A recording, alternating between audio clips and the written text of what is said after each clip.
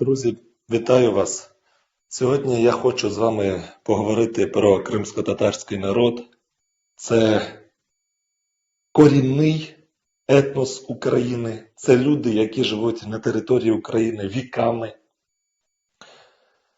І це патріоти України, оскільки коли в Криму почались заворушення, то кримськотатарський народ вийшов з прапорами України і захистив Україну. І тільки вони захистили Україну в Криму. І на сьогоднішній день ми маємо таку ситуацію, що держава припиняє фінансування єдиного кримськотатарського телеканалу АТР.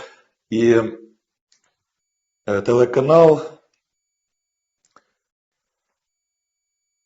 я побачив на телеканалі інформацію, що телеканал потребує допомоги, і вони написали свій банківський рахунок.